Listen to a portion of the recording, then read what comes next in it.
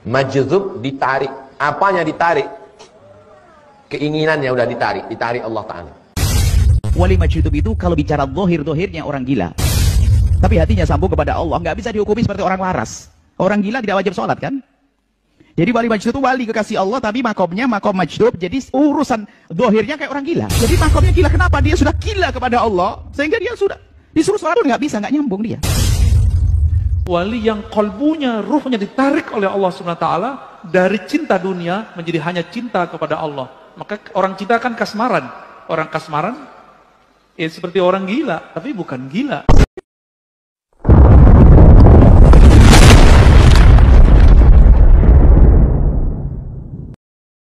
Assalamualaikum warahmatullahi wabarakatuh.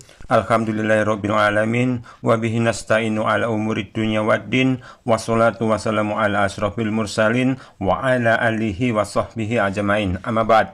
Pemirsa, ada pendapat dari banyak ustadz, kiai-kiai yang menyatakan bahwa orang gila bisa jadi wali Allah. Dan kiai-kiai yang berpendapat begitu diantaranya kiai-kiai yang sudah memiliki jamaah yang cukup banyak. Namun bagi saya pribadi, pernyataan itu sangat mustahil. Mustahil karena memang nggak nyambung secara dalil akli maupun secara dalil nakli. Bahkan itu hanya pendapat yang cenderung berimplikasi pengkultusan individu yang justru salah satu dampaknya bisa menimbulkan hal-hal yang sifatnya khurafat. Karena berdampak pada kekhurafatan itulah, maka Islam pun tidak mengenal ajaran tentang wali gila. Baik di masa Rasulullah SAW maupun di masa para sahabat, bahkan sampai di masa Imam Madhab pun tidak mengenal ajaran wali gila. Kita umpamakan pada contoh-contoh dengan lain kasus biar penjelasan ini bisa difahami. Misal, ada petinju kelas berat dunia yang berkali-kali memperoleh sabuk juara 1 selama 10 tahun, tak ada lawan yang sanggup mengalahkan sang petinju itu. Melainkan justru lawannya selalu dibikin KO. Namun saat masa tuanya, sang petinju mengalami depresi berat karena problem keluarganya hingga menjadikan ia gila. Nah, ketika dalam keadaan mantan sang petinju kelas berat dunia itu jadi gila, yang jadi pertanyaan, bagaimana bila ia yang gila itu dijadikan seorang pelatih di sebuah sasana tinju? Tentu semua akal yang sehat akan meyakini bahwa yang belajar tinju di sasana itu bukannya akan dilatih oleh sang mantan juara tinju tersebut, akan tetapi justru mereka akan dianggap musuh dan mereka akan dihajar sampai KO, sebagaimana kebiasaan sang juara meng-KO lawannya sebelum ia gila. Bisa juga dengan contoh yang lain, misal ada seorang dokter yang setelah memperoleh izin buka praktek kedokteran, ia menjalani praktek profesinya selama misalnya 5 tahun. Kemudian setelah 5 tahun menjalani buka praktek, tiba-tiba sang dokter tersebut saat pulang dari kerjaannya, ia mengalami kecelakaan, tabrakan. Ia lalu dibawa ke rumah sakit karena luka-luka yang menimpanya cukup parah. Dan setelah menjalani proses pengobatan yang cukup lama, akhirnya secara fisik sang dokter tersebut bisa disembuhkan.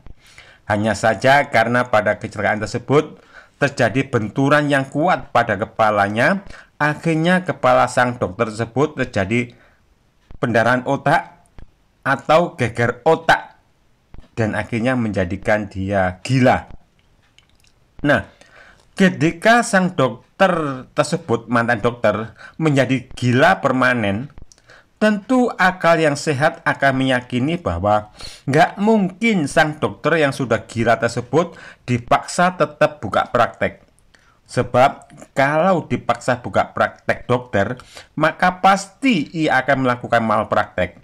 Bisa jadi pasien yang sakit demam akan dikasih obat racun tikus.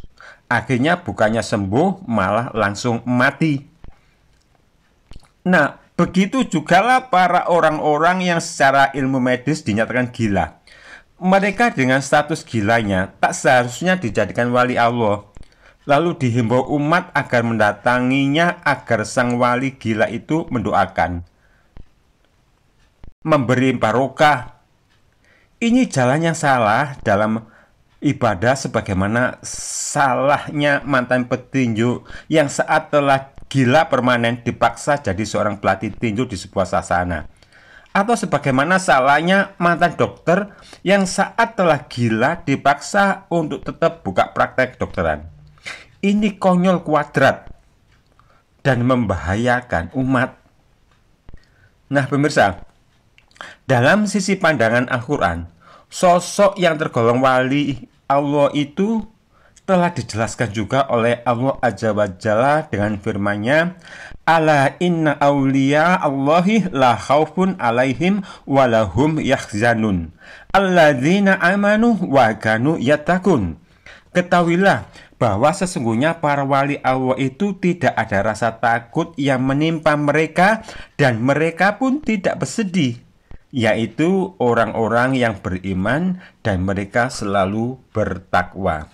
Jadi dari ayat tersebut telah jelas bahwa wali Allah itu la khaufun alaihim walahum yahzanun. Tidak ada kekhawatiran terhadap mereka dan tidak pula mereka bersedih hati. Nah, menjadikan diri agar tidak khawatir dan tidak bersedih hati itu membutuhkan proses pengolahan pikiran dari akal yang waras. Bagaimana suatu sikap atau langkah yang bisa melahirkan rasa legowo, ikhlas terhadap suatu kenyataan. Sementara yang kita saksikan pada para ODGJ itu, mereka nggak tahu apa itu khawatir dan nggak tahu menahu apa yang jadi sebab timbulnya rasa khawatir. Juga nggak tahu sama sekali bagaimana agar tidak merasa khawatir.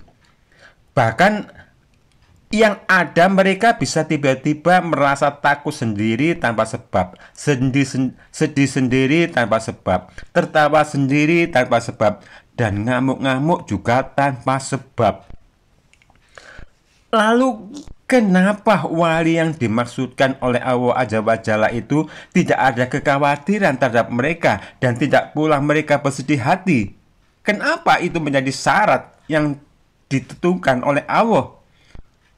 Nah, di situ juga terbahas, dijelaskan juga oleh Allah Azza wa Jalla, alladzina amanu wa kanu yattaqun, yaitu orang-orang yang beriman dan selalu bertakwa.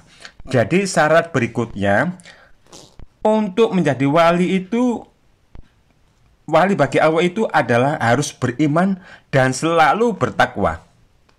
Nah, kalau demikian, lalu bagaimana bisa orang gila itu dianggap seorang wali kalau ia nggak ngerti apa itu beriman dan apa itu bertakwa?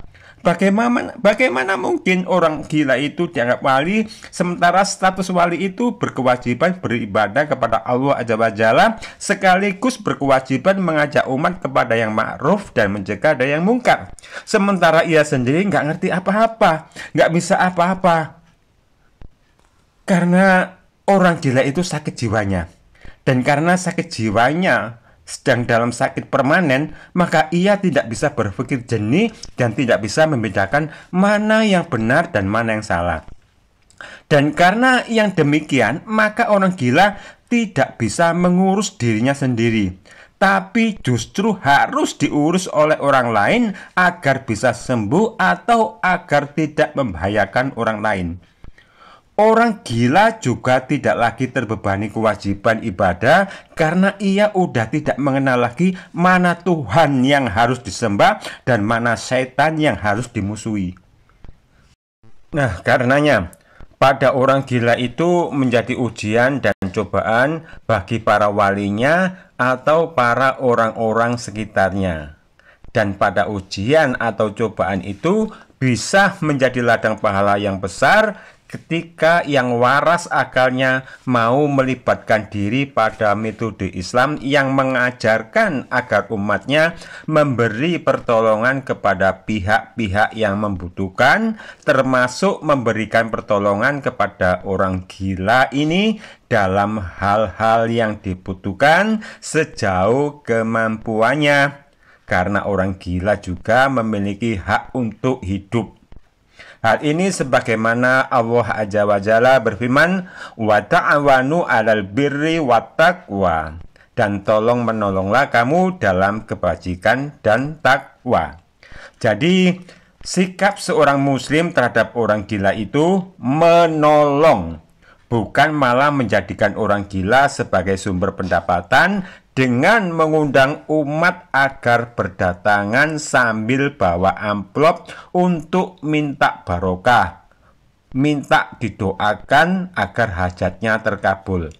Ini jelas kena ayat wala ta'awanu 'alal ismi wal udwan, dan janganlah tolong menolong dalam berbuat dosa dan pelanggaran. Nah, pemirsa, tidaklah saya bermaksud apapun menyampaikan ini semua kecuali hanya watawasau bil haqqi watawasau bis sabar, yakni saling menasihati dalam kebenaran dan saling menasihati dalam kesabaran. Subhanaka Allahumma wa bihamdika asyhadu an la ilaha illa anta astaghfiruka wa atubu ilaik. Wassalamualaikum warahmatullahi wabarakatuh.